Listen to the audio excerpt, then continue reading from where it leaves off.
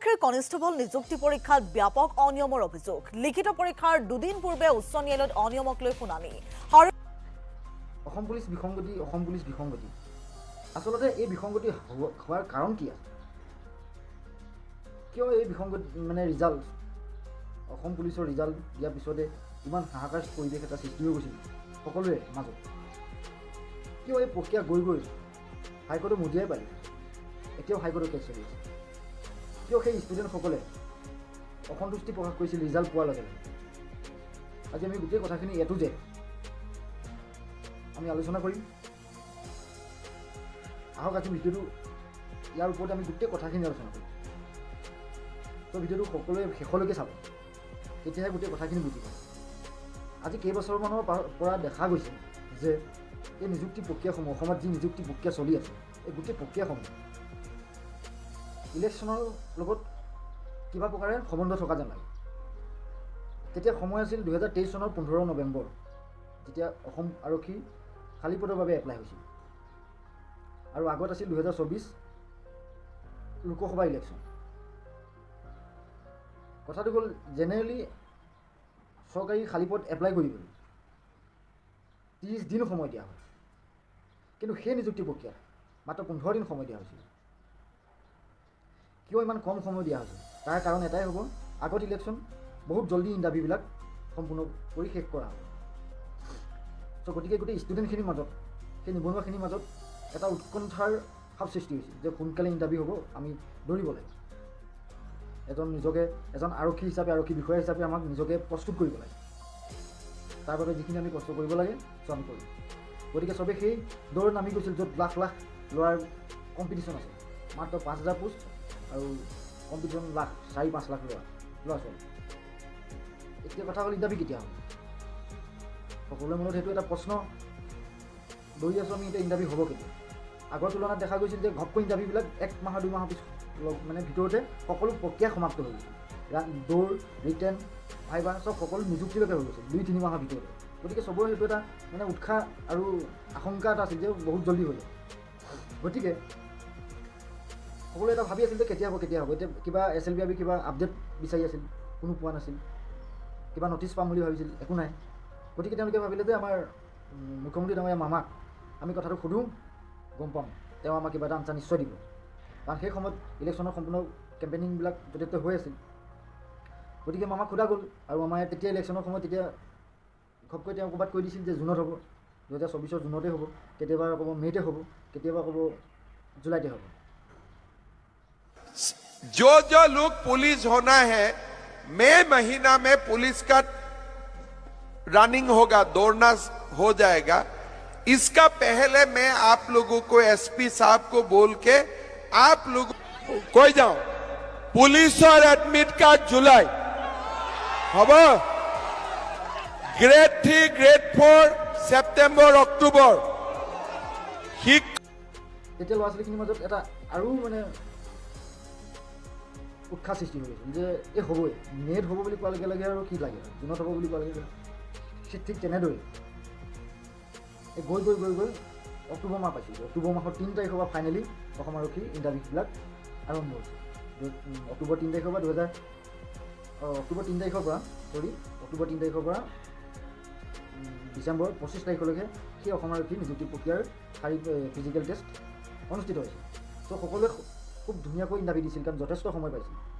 চবেই খুব ধুনীয়াকৈ দৌৰিছিল, বহুতো কষ্ট আছিল, ৰ'দ বতাহ বৰষুণ বাৰিষা চবতে কাটি কৰি দৌৰি এটা ভাল মাৰ্ক পাইছিল, চবেই ভাল মাৰ্ক পাইছিল। কিন্তু আচল কথা হ'ল সেই হাহাকাৰ দিনটো আহিল যেতিয়া 12 মাৰ্চত PST ৰিজাল্ট দিছিল, শাৰীৰিক পৰীক্ষাৰ ৰিজাল্ট ঘোষণা হৈছিল। সেই সময়ত কাৰো তুমি চকুত চাব নোৱাৰা হৈছিল, কাৰো মুখলৈ চাব নোৱাৰা হৈছিল। চকু পানী কোনো সেই কাট অফ লিষ্টখনক লৈ কোনো হেপী নাছিল, চবৰে মনত সন্দেহ। যেতিয়া কাট অফ লিষ্টখন ভালকৈ চবেই এনালাইজ কৰা গ'ল, দেখা গ'ল যে তাত কিছুমান ডিষ্ট্ৰিক্টত ছোৱালী পোষ্টেই নাছিল। কিছুমান ডিষ্ট্ৰিক্টৰ ল'ৰাৰ কাট অফতকৈ বেছি মাৰ্ক আছিল, তথাপিও নাম আছিল। যদি নাম আহিবৰ কাৰণে মাৰ্ক পাবলগীয়া হৈছিল 30, সি পাইছিল 31, তথাপিও নাম নাই। কিয় হৈছিল বিসংগতি? সকলোৱে সেই মৰ্মে সকলোৱে DGPক আবেদন কৰিছিল বা CMক মেইল কৰিছিল, নিউজ এনিবডি সকলোৱে মানে বস্তুটো প্ৰটেষ্টত আহিছিল। সকলোৱে ভাবিছিল আমি কিবা এটা আনচাৰ পাবই লাগিব, কাৰণ ইয়াত বিসংগতি আমি কাকতলিষ্টত দেখিছোঁ, নহয় আমাক ছেকেণ্ড লিষ্ট লাগিব। গতিকে সকলোৱে এটা হুলস্থুলীয়া মানে আন্দোলনমুখী পৰিৱেশ এটা সৃষ্টি কৰিছিল, শান্তিমূলক। চব ভাবিছিল চবেই আমি কিবা এটা নিশ্চয় পাম। গতিকে কিন্তু 12 মাৰ্চৰ পৰা গৈ 17 মাৰ্চত ৰাতি দিনতে যেতিয়া ল'ৰা ছোৱালীখিনি লতাশিল ফিল্ডত গৈ একগোট হৈ হাইকোৰ্ট কেছৰ বাবে বহুখিনি ল'ৰা, হাজাৰটা ল'ৰা গোট খাইছিল। আৰু তেতিয়া সেই বস্তুটো মানে সকলোৱে চকুত পৰিছিল, এটা হুলস্থুলীয়া পৰিৱেশৰ সৃষ্টি হৈছিল। তাৰপিছতে ৰাতিলৈ সন্ধিয়া প্ৰায় 7 মান বজাত মাননীয় মুখ্যমন্ত্ৰী ডাঙৰীয়াই ফেচবুক লাইভৰ যোগে আহি জনায় যে অসম আৰক্ষীৰ কোনো ছেকেণ্ড লিষ্ট নাই। বহুত কনফিডেণ্টত কৈ থৈছে।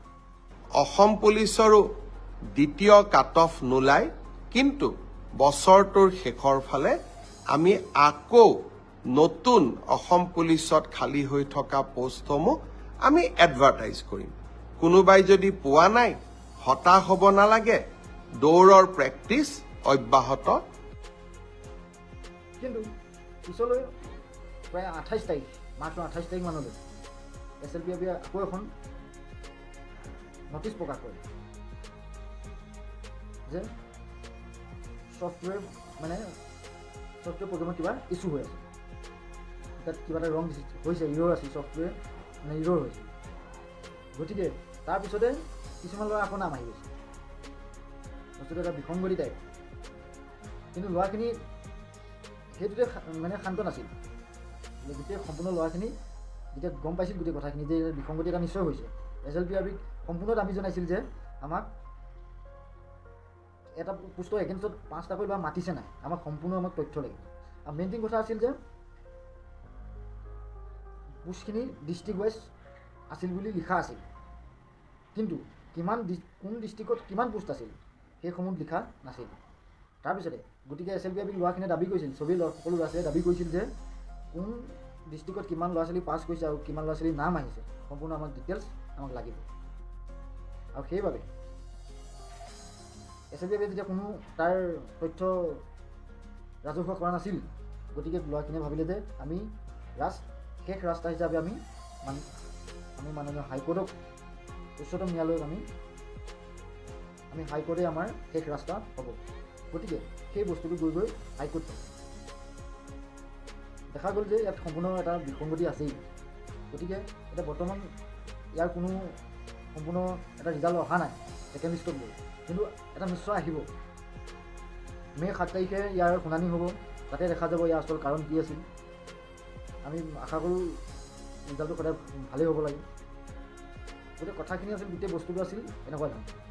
যদি এনেকুৱা হৈ থাকে, আগলৈও যদি হয়, মই চৰকাৰক আমাৰ তৰফৰ পৰা আমি এইটোৱে অনুৰোধ জনাম যে এনেকুৱা SLPFBক আমি এইটোৱে অনুৰোধ জনাম যে এই বস্তুটো নেক্সট নহ'ব লাগে। এনেকুৱা যদি হয়, এটা সময়ত গৈ ল'ৰা ছোৱালী ইণ্টাৰভিউ দিবলৈ মন নকৰিব, পুলিচে পাব কিন্তু দেশভক্ত নাপাব, দেশ প্ৰেমিক নাপাব, অকল পুলিচে পাব। গতিকে চৰকাৰলৈ মোৰ এইটোৱে অনুৰোধ যে এইবিলাক আৰু এনেকুৱা ধৰণৰ বিসংগতিবিলাক নহওক। সকলোৰে এটা সপোন আছে, এজন আৰক্ষী হোৱা, এটা চাকৰি লোৱা, চবৰে নিজৰ দেশত কিবা এটা কৰা চবৰে মন থাকে। তো যদি এইবিলাক ইমানতে মৰহি গুচি যায়, ভৱিষ্যতে বহুত ডাঙৰ প্ৰব্লেম হোৱাৰ সম্ভাৱনা আছে। গতিকে ভিডিঅ'টো আছিল এনেকুৱা ধৰণৰ। যদি ইনফৰ্মেশ্যনটো ভাল লাগে, যদি আপোনালোকে ভিডিঅ'টো চাই ভাল পাইছে, লাইক কমেণ্ট শ্বেয়াৰ কৰিব আৰু মোক অলপ হেল্প কৰিব, ছাবস্ক্ৰাইব কৰিব। এয়া আছিল মোৰ অনুৰোধ আৰু আছিল এইটোৱে ভিডিঅ'। আজি ভিডিঅ'টো কেনে পালে সকলোৱে কমেণ্ট কৰি জনাব। তো আজিলৈ ইমানেই, থেংক ইউ।